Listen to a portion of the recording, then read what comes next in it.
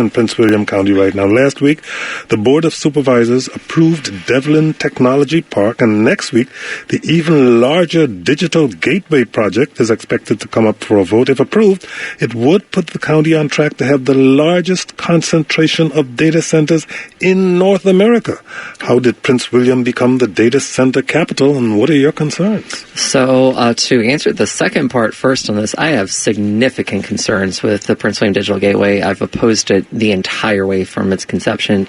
I opposed the Devlin Technology Park, one that was just approved by the Board of County Supervisors. And what in the Devlin case, the Planning Commission and planning staff had signed off on it, and so that was really just siding with the people in Bristow who live near it, who don't want to see the woods being clear-cut right next to Chris Young Elementary School. And just actually last weekend, I went into the home of this one woman who lives on Janelle Drive in Bristow, and she asked me to come in, or you could see data centers under construction right now that's independent from what they're doing on Devlin. And she's just like, all the things that came out of this when we were complaining about, particles in the air going into the dust, whatever, blah, blah. And she's like, they came over and they gave us a fruit basket as I'm sorry for the disturbance. and which is, she did not take that well, right?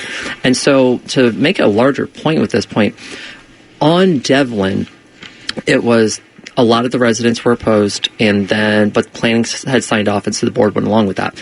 However, Prince William Digital Gateway right now, the planning staff just again has said no to this, and that they are recommending denial for all three applications for this project here. That would be about 2 miles or 3 miles north to south, and then the opposite number east to west. This is 4 times the size of the Pentagon? This is a huge, 4 times the size of the Pentagon. I think people can visualize that. Yeah. This is a big deal, right?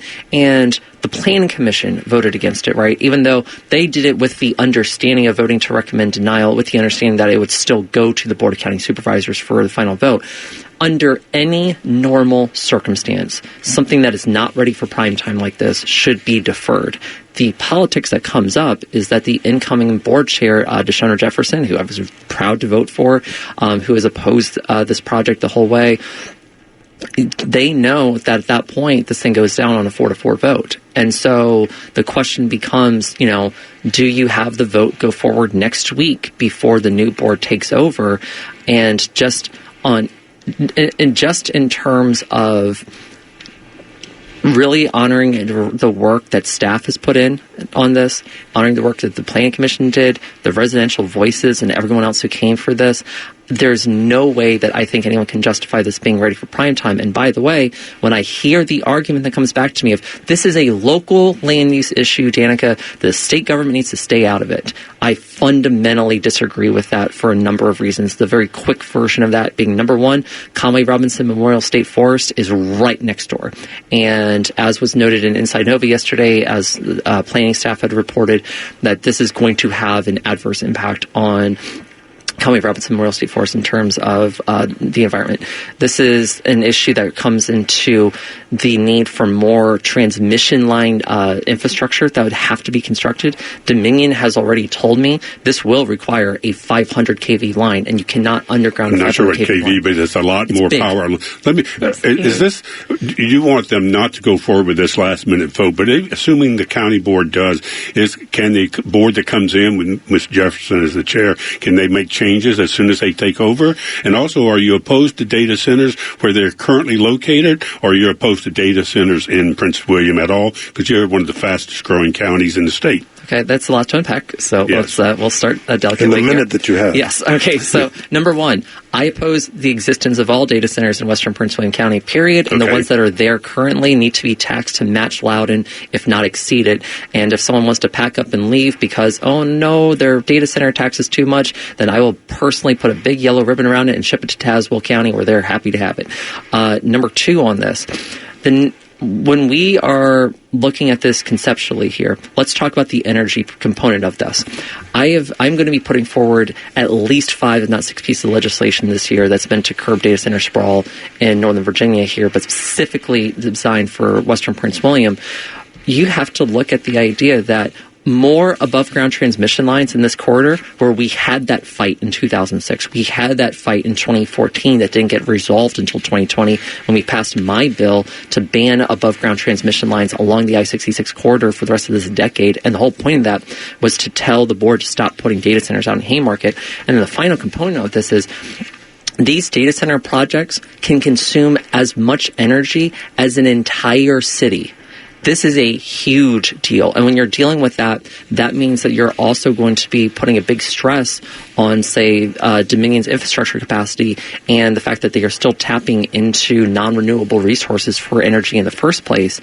So you put all that together, and what happens? The state absolutely has an interest in this. Well, for people who might be wondering, well, why are there data centers there in the first place? It must be said on behalf of the people who support these data centers that their argument is that they're bringing needed tax revenue into the county. Jobs and tax revenue. So I'm curious. I mean, like you mentioned legislation. I know that you have at least 5. It sounds like maybe 6 pieces that you have targeted. You also introduced 3, I think, pieces. Three pieces of legislation that didn't go through last year. I'm curious. Governor Youngkin has celebrated data center development. He's, he was kind of out front on this $35 billion deal with Amazon to bring more data centers to the Commonwealth. I mean, are you worried about a veto at all? So I'm telling my colleagues, let's get the bill to his desk and then let him worry about that at that point. Because, let's break into this to a few things. In my 6 years in the House of Delegates, we've now passed 41 of my bills into law. It's not resolutions, not budget amendments. This is bills. This is where the rubber meets the road sort of stuff, where it has to pass both chambers and be signed into law. All 41 of them earned bipartisan support. This Republican governor signed 18 of my Democratic bills into law. I am good at my job. I know what I'm doing with this sort of stuff. At the same time, here's just the politics on this. Look, Dominion Energy spent $10,000 against me in the run-up to the election trying to unseat me. They lost. Governor Youngkin spent $500,000 the week before the election against me. He lost. He spent $788,000 against me, which was more money than the Virginia Senate Democratic caucus actually spent for me in this election. So when it comes to dealing with the land use issue, when it comes to dealing with the data center issue, I will point anyone to the vote that came out of Heritage Hunt. How did I go from losing Heritage Hunt by nearly 16 points in my winning campaign in 2017, which is the highest turnout precinct in Prince William County at 2/3 turnout in an off-year election, to now winning it by 37 votes? It's because I was correct on this issue and that I've led from the front on this. And if you get land use wrong, Heritage Hunt will revolt against you. Let's talk about the larger picture that you've been a member of the House of Delegates since you were elected in 2017, I believe, one of 100. You're now, congratulations, a senator-elect. You'll be one of 40. It's a whole new change in the legislature. There's new leadership at the top of both the Republican and Democratic Party. There's a Republican lieutenant governor who will oversee tie votes. It's a virtual tie. I think it's 21-19 is the division in the Senate. You're one of 21 Democrats.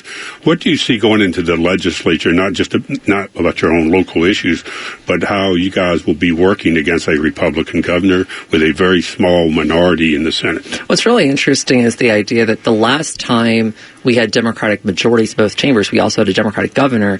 And so the Republicans were just kind of, on the sidelines at that point.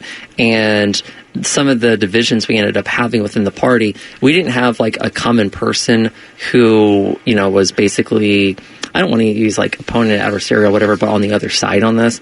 And so now where you have, lines that are a little bit more clear, I think it's going to be a lot easier for House Democrats and Senate Democrats to, not always, but to more or less be on the same page in terms of what legislation are we going to put on the governor's desk. At the same time, people like me are like, look, if the governor wants to work with our Democratic majorities to fix roads and feed kids, which were the staple items for my campaign, or even something that's a much more niche issue that I work on, like adult guardianship reform. That's a really big deal. That's a nonpartisan issue where when the system fails, people die because of it. You want to work with me on these issues? By all means, please come to the table. You want to attack trans kids in my district? Then no, your legislation is going to be dead on arrival, and it will not pass. Do you have any relationship with Lieutenant Governor Winsome Earl Sears? We've shook hands. We've never had conversations. Incidental. Okay. Yeah. All right. I just think the legislature is going to be extraordinarily interested given the wholesale change. You've got a new House Speaker from Portsmouth. You've got the new Scott Squirrelville, the senator from Fairfax. He's going to be the leader of the Democrats. I mean, it's a lot of turnover in the legislature, so you can see how that works out. We got a question from Chris in Reston even before the show began.